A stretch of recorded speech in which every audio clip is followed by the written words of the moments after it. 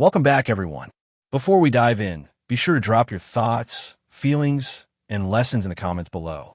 Like the video and subscribe so you never miss stories like this. Let's get into it. The cruel thing my wife did was leave me for a wealthier man, then invite me to her wedding on purpose, not out of kindness, but to watch me sit there and swallow the proof that she thought I was the before she escaped. Here's how it happened. My name is Stellan Crow, a black man from Dayton, Ohio, the kind of city where people can spot struggle from a mile away and still pretend they don't see it. I used to believe love was built by repetition, showing up, paying what you owe, keeping your word when no one is watching. Yara Sutter used to say my steadiness made her feel safe. Then, little by little, she started treating safe like a synonym for small. I didn't notice at first because I thought marriage was supposed to be quiet. We met in our mid-20s at a friend's cookout in Cincinnati, when life still felt like a straight line if you worked hard enough. Yara had a bright laugh and a clean way of looking at you, like you were the only person in the room. She was ambitious without being loud about it. I liked that.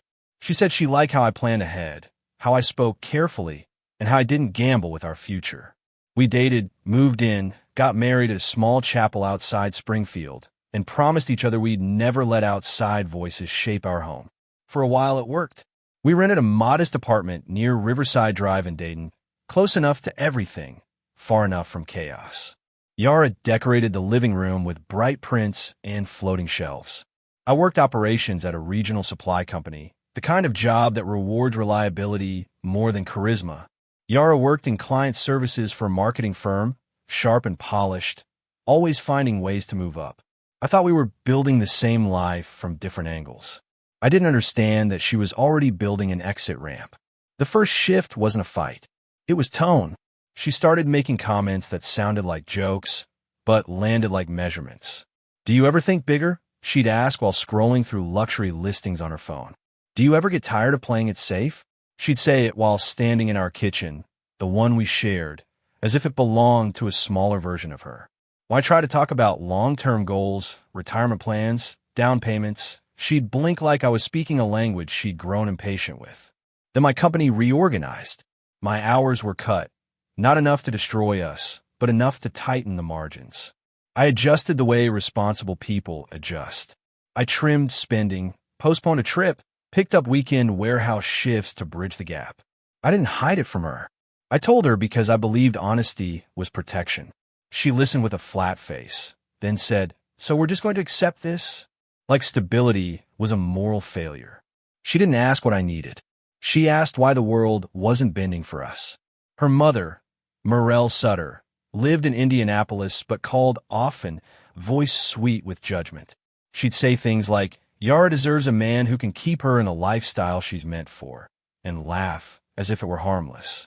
Her stepfather, Clive Sutter, was worse, quiet, heavy, always speaking in verdicts. At Thanksgiving in Columbus, he looked at me over the table and said, "A husband should be a ladder, not a seatbelt." Yara didn't defend me. She smiled faintly, like she agreed and didn't want to show it. I started feeling alone while married, which is a specific kind of loneliness that makes you doubt your own senses. Yara would come home, set her purse down, and go quiet on the couch, scrolling, eyes shining with someone else's life. When I'd ask how her day went, she'd say, "Fine," like conversation was work she'd stopped being paid for. I started cooking more, cleaning more, tried to remove friction from her world. I thought if I made the air easier, she'd come back to me. Then she began going out more, work events, dinners, networking. She dressed differently, not just nicer, but sharper, as if she was dressing for a room she hadn't invited me into. When I asked to come along, she'd say, "It's not really your scene," and kiss my cheek like she was doing me a favor. The first time I felt jealousy, I hated myself for it because I trusted her. I was wrong to trust in the way I did, as if love alone policed behavior. My closest friend, Riven Maddox, was the person I leaned on when things got heavy. We'd known each other since high school, survived the same streets, the same disappointments, the same promises. He worked in sales and always had that hungry look people get when they think the next thing will fix everything. When I told him Yara was changing, he shrugged and said, "People evolve, Stellan." Sometimes you have to keep up. He said it was like loyalty was optional if someone upgraded. I didn't realize he was repeating what Yara had already started believing. Around that time, a man approached me at work with a business opportunity. He said he could help me multiply money fast, but his plan involved signing my name onto a line of credit tied to property I'd never see. I said no immediately. I didn't argue. I didn't negotiate. I just said no because my instincts told me the paperwork would outlive the promises. When I told Yara, expecting her to be proud, she stared at me like I'd confessed to being afraid of the world. That's why I'll always be behind, she said. After that, the disrespect stopped. She started correcting me in front of people, talking over me at dinners, dismissing my ideas with a smile. When I tried to ask her what was happening, she said, "I'm finally being honest with myself." That sounded noble until I realized it meant she was being cruel to me without guilt. One night, she said, "I love you, Stellan, but I can't live like this." I asked what this meant because our bills were paid. She said, "This version of you." The day she left, there was no dramatic fight. That's what made it colder. She woke up early, put on a blazer, and moved through the apartment like she'd already moved out in. Her mind. She placed an envelope on the counter. Divorce papers drafted, not filed yet, like she was offering me a chance to sign quickly and make it painless for her. She said, "I'm not doing struggle love anymore." Then she picked up her suitcase and walked out. I stood there in socks on a clean floor, feeling like the walls were tilting. I didn't chase her.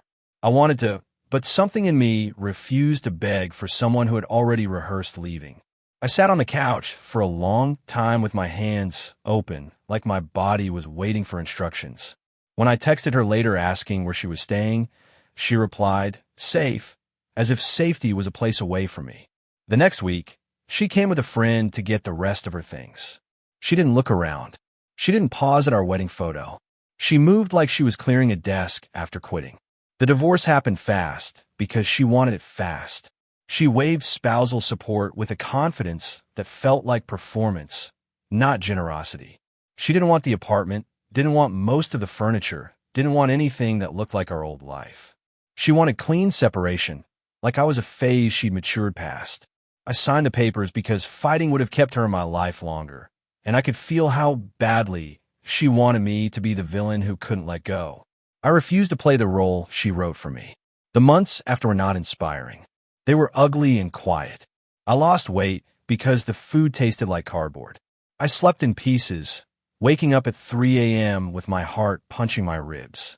Some mornings, I sat in my car before work, hand on the wheel, trying to convince myself I still belonged in my own life. People tell you to heal, like healing is a simple decision. In reality, healing starts with surviving hours you thought you wouldn't. I survived them without applause, without witnesses, without comfort. The hardest part wasn't being single. It was realizing how many people have been watching my marriage fail without warning me. Morel stopped answering my calls entirely. Clive sent one text that said, "Respect her choice." Riven stopped inviting me places. When I asked him why he'd gone quiet, he said, "I'm just staying neutral." Neutral felt like betrayal wearing a polite suit. I started going to work, coming home, showering, and sitting in silence. I replayed every conversation with Yara, searching for the moment I could have changed the ending. In the middle of all that, I discovered something that shook me out of grief and into clarity. A letter arrived from a lender asking to verify information connected to a financing package I had never applied for. At first, I assumed it was a mistake. Then I saw the details, my prior address, my employment history, and documents that looked like they came from the folder Yara used to keep in our shared filing cabinet. My stomach went cold, not because I knew exactly what it meant, but because I understood the shape of it. Someone had used my life as a tool. I didn't panic. Grief had already trained me to sit inside discomfort. I called the lender, asked questions, took notes, and requested everything in writing. The representative became cautious, then formal. She said the file would be escalated. I went home and opened my old cabinets. Some documents were missing: tax returns, a copy of my identification, a signed employment verification form. Things you never think to guard from the person you married. My hand shook as I checked the empty spaces. Love had made me careless in ways that could have ruined me. I hired an attorney in Dayton, a quiet woman named Ainsley Rowan who didn't waste words.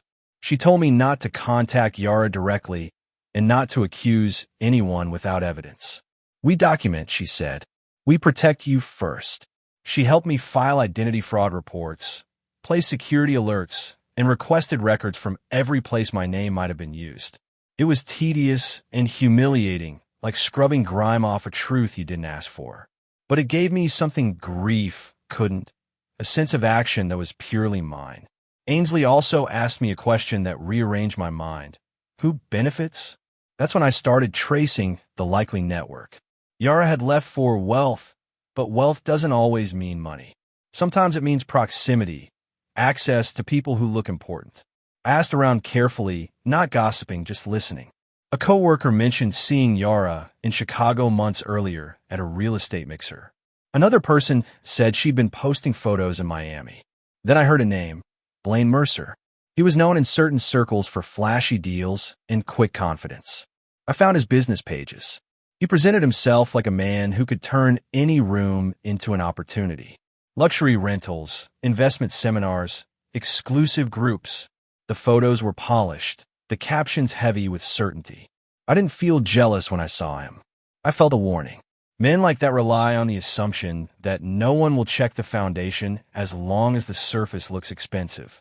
My attorney requested specific records tied to the financing package. What came back was worse than I expected. My documents were used as supporting material for a collateral claim connected to one of his deals. It wasn't my signature forged on a contract. It was subtler and more dangerous. My identity used to make someone else look credible. The kind of fraud that can drag an innocent person into a mess simply because their information appeared in the wrong folder. Ainsley called it what it was. They treated you like a resource. That sentence made my chest ache because it didn't just apply to paperwork. It applied to my marriage. Yara didn't just leave me. She exploited the parts of my life I thought were protected by vows. I didn't go looking for revenge. I went looking for safety. We escalated the reports, contacted agencies, and submitted documentation through proper channels. Someone from a financial compliance unit reached out weeks later, careful and formal, asking me to confirm timelines. I did. I sent every detail, every date, every screenshot, every missing document note. I didn't add anger. I didn't add speculation. I gave him clean facts. The investigator told me, "You did the right thing reporting when you did." I asked if my name was cleared. He said, "It will be." While all of that moved quietly, my personal life stayed messy. Yara didn't reach out once to apologize or check if I was okay. She didn't ask how I was surviving. She didn't ask if I'd moved on. She simply disappeared into her new life like I'd never held her hand in the dark. Then, one afternoon, an invitation arrived in my mailbox. Cream cardstock, gold foil, Miami Beach, Florida. My throat tightened before I even opened it because my body recognized cruelty the way it recognizes cold. The card read, Yara Sutter and Blaine Mercer. Below, an oceanfront venue and a date 2 months away. Inside, a note in Yara's handwriting. I hope you can come. I think it would be mature for us. It would mean a lot for you to see me happy. There was no, I'm sorry. No, I hurt you. Just a polished request designed to place me beneath her. I sat at my kitchen table, staring at the paper like it was an object from a different reality. I didn't cry. I felt something harder forming. I called Ainsley. She was quiet for a moment, then said, "This is a choice she's making. You get to make yours." I asked her if attending could harm me legally. She said no, as long as I didn't confront anyone in a way that interfered with the investigation. I told her I wasn't planning a scene. I wasn't planning anything loud. I just didn't want to be afraid of their celebration. Ainsley said, "Then go as yourself. Calm, observant, and keep your hands clean." That line stayed with me because it sounded like dignity in plain language. In the weeks leading up to the wedding, I rebuilt quietly, not in a dramatic montage way, in a real way. I went back to the gym because my body needed strength more than my ego needed pride. I stopped checking Yara's social media because it was a form of self-harm I didn't want. I started therapy with a man in Kettering who didn't let me hide behind logic. He asked me what I believed about myself now. I told him the truth. I feel replaceable. He said, then our work is making you unreplaceable to you. Professionally, I changed lanes. I left warehouse operations and moved into claims analysis and risk control for a national insurance carrier based in Columbus. It wasn't glamorous, but it paid well and demanded precision. It also taught me how fraud moves, how it looks charming up close and rotten underneath. On the side, I started a small title recovery and document trace service for attorneys and homeowners dealing with tangled ownership histories. It was quiet work, research, filings, verification. No flashy branding, no public success story, just steady income and the private satisfaction of building something that didn't depend on anyone's approval. The day I flew to Miami, my hands were steady. I packed one suit, 2 shirts, and the calm I'd earned the hard way.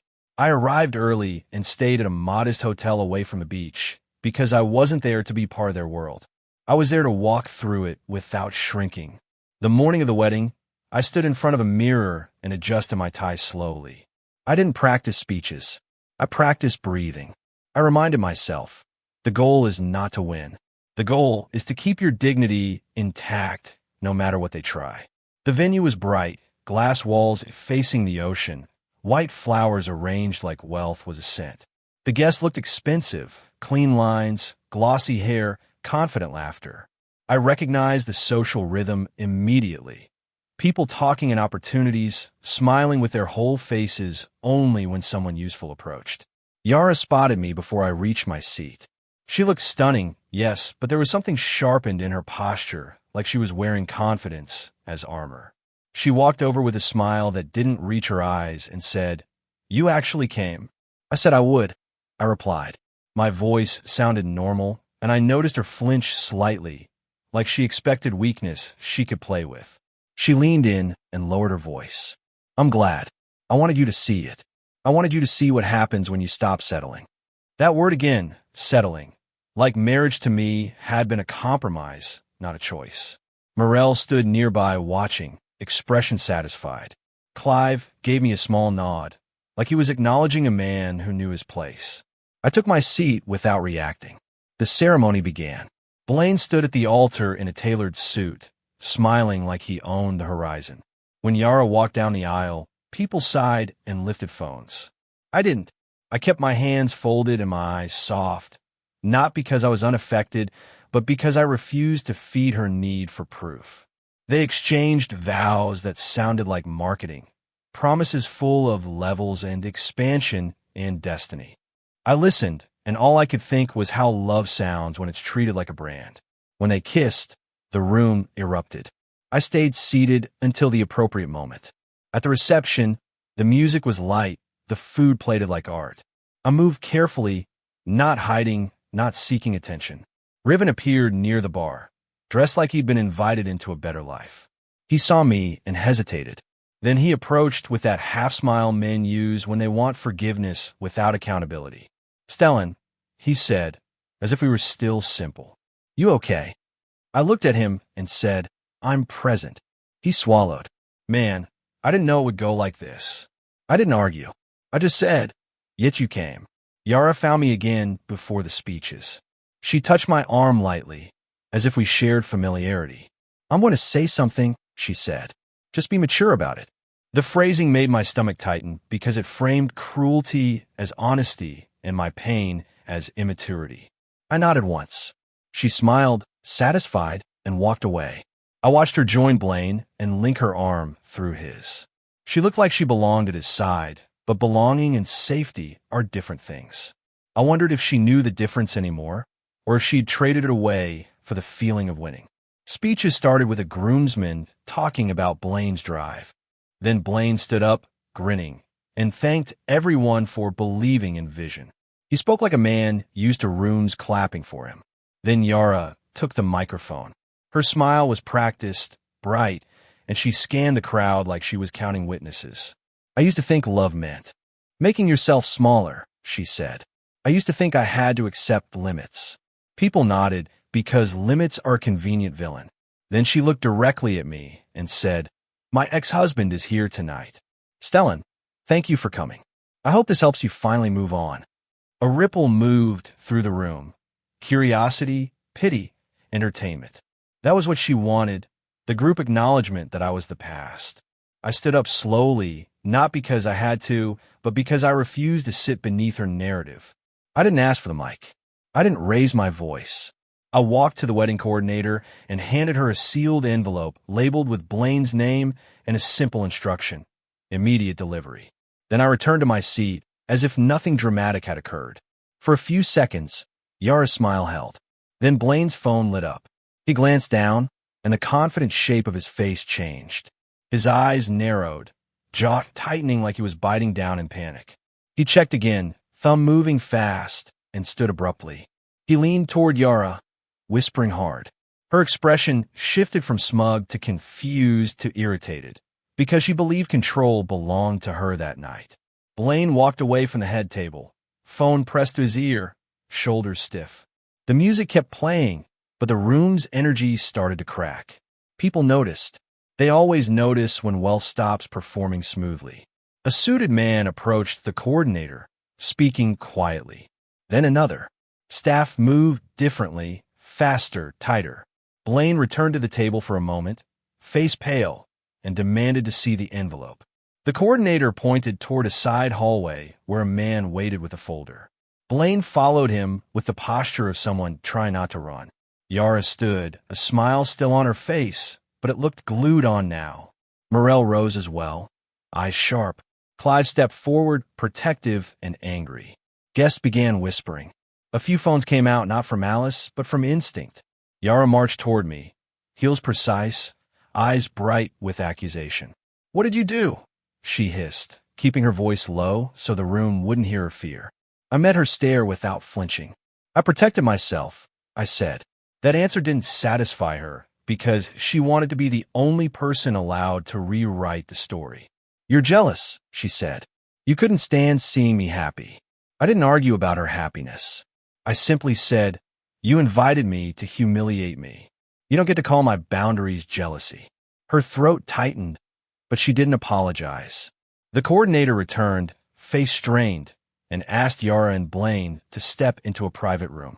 Yara looked around, trying to maintain control, then followed, dress sweeping behind her like a flag. Morel and Clive attempted to follow, but staff blocked them politely. That's when the room truly shifted. People don't know what to do when a wedding pauses for something serious. The DJ lowered the volume. Servers froze mid-tray. Conversations turned into murmurs. Riven stood near the bar, eyes wide, as if he'd finally understood the consequences weren't theoretical. I stayed seated, hands folded, breathing slow. Minutes passed. Then 2 officers arrived, calm, not theatrical, speaking quietly with the venue manager. They weren't there to entertain the crowd. They were there because paperwork doesn't care about centerpieces. The officers walked toward the private room, and the manager followed with a strained smile. When the door opened again, Blaine stepped out first, face gray, suit suddenly too tight. One officer spoke to him in a controlled tone and asked him to confirm identification. Blaine's mouth moved as if he was trying to negotiate reality. He glanced around, searching for allies. The crowd watched, stunned into silence. Yara stepped out behind him, eyes wide, still clutching her bouquet like it could anchor her. The officer gently asked Blaine to come with them. Blaine protested quietly, then louder. "This is a misunderstanding," he said. "You can't do this right now." The officer didn't react emotionally. He repeated the request. Blaine's bravado drained in stages. First anger, then panic, then something like collapse. Guests backed away instinctively, as if scandal had a radius. Yara looked around, mouth open, as if she expected the room to fix it for her. Nobody did. Morel began crying. Not delicate tears, but frantic ones. Clive started talking too loudly about rights and lawyers, stepping forward until the venue manager blocked him again. Blaine was escorted toward a side exit, not dragged, just guided with the calm certainty of procedure. That calm made it worse, because it meant this wasn't gossip. It was real. Yara stood in the center of the room like a statue someone forgot to finish sculpting. Her smile was gone. Her face looked exposed, as if the lights were too bright and there was nowhere to hide. Then the most devastating part landed, not with volume, but with clarity. An investigator in a suit approached Yara with a folder and asked her to confirm her identity as well. Her eyes flicked toward me like I was the only steady object left. "Why are you asking me?" she said, voice thin. The investigator spoke in a measured tone. "Ma'am, your name appears on documents connected to the financing review. We need to confirm a few things." Yara's mouth trembled. She shook her head. "I didn't," she began, then stopped because the room was listening. The investigator didn't accuse her loudly. He didn't need to. He explained calmly that certain attestations were signed under her name, verifying information used in Blaine's collateral package. The word collateral hit the room like a cold wind. Yara tried to laugh it off, but the sound broke. "That's impossible," she said. "I don't do finance." The investigator didn't argue. He asked if she'd step aside to speak privately. Morell lunged forward, pleading, but staff held her back. Clive looked like his body didn't know whether to fight or flee.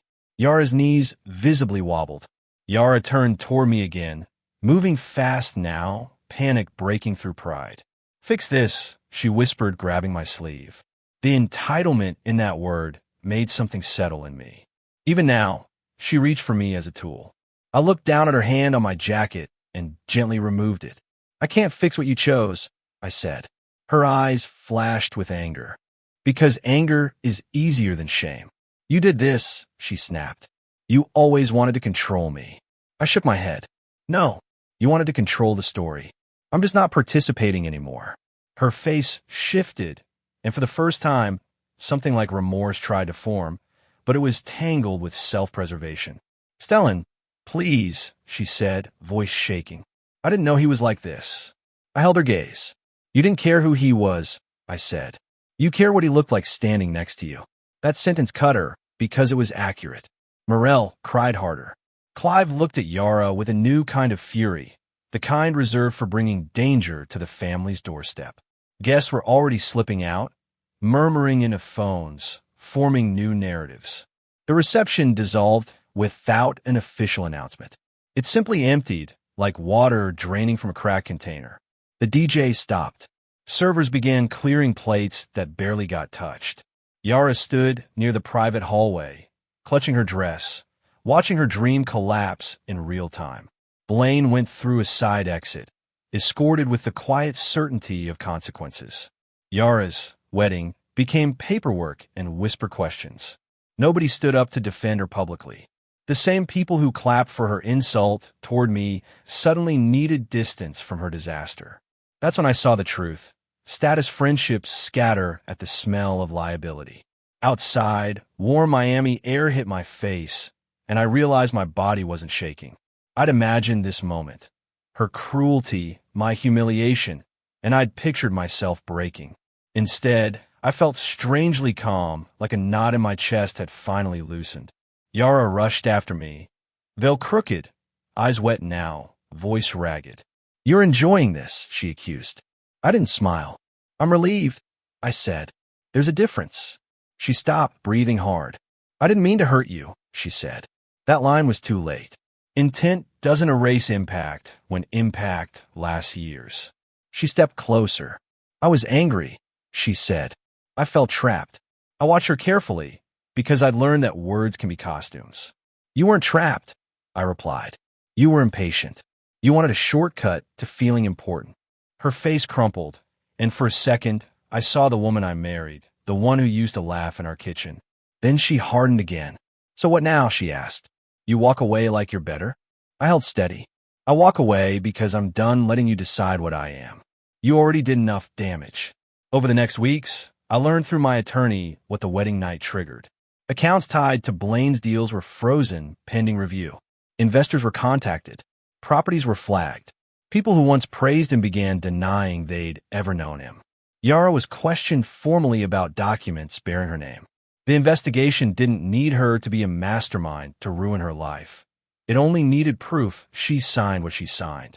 Morell's calls went unanswered by people who once invited her to events. Clive's rage didn't protect anyone from subpoenas. Yara's employer quietly placed her on leave, then let her go, citing reputational risk. She called me 3 times. I didn't answer. She sent a long message that started with blame and ended with pleading. She said she was scared, that she didn't know what would happen, that she never thought it would go this far. I showed it to my therapist, not because I needed permission, but because I needed grounding. He asked me what I felt. I said, I feel sorry for her and I hate that I do. He said, feeling sorry doesn't mean you owe a rescue. That sentence freed me in a way I didn't expect. Compassion can exist without surrender. A month later, Yara asked to meet in Louisville, Kentucky, halfway between our cities, just to talk. I agreed only if Ainsley approved and only in a public place. We met in a quiet cafe near the river. Yara looked smaller, not physically, but energetically, like her confidence had been drained and replaced with caution. She started crying immediately, real tears this time. I'm sorry, she said, voice cracking. I was cruel. I wanted you to feel small because I felt small next to people I envied. It was the first genuine remorse I'd heard, and it only arrived after consequences. She admitted she'd signed documents Blaine pushed in front of her, trusting his explanations because she wanted his world to be real. She admitted she'd taken copies of my records during the divorce, just in case, telling herself it was harmless. I didn't think, she whispered. I just wanted to be chosen by something bigger. I listened without interrupting. When she finished, she reached across the table as if my forgiveness was a life raft. I didn't take her hand. I accept your apology, I said quietly, but I'm not returning to the life that broke me. She sobbed harder, and I stayed calm. I went back to Ohio and kept building privately. My title recovery work grew slowly, mostly through referrals. I paid off the last of my debts. I bought a modest home outside Hilliard, not as a flex, but as a promise to myself that I would never again confuse survival with love. I didn't post about it. I didn't call anyone to make them jealous. I sat on my porch some evenings with the lights on, listening to quiet, letting my nervous system learn safety again. Yara's upgrade collapsed in public without me lifting my voice. My comeback happened in silence, where it belonged. If you made it this far, you don't just watch stories, you understand them. Subscribe because the next upload is even more brutal. When the person who humiliated you realizes they tied themselves to a scam, and you're the only one who can confirm a truth. Also, hit like if Stellan's silence was the loudest revenge. Subscribe. Next story is worse, the end.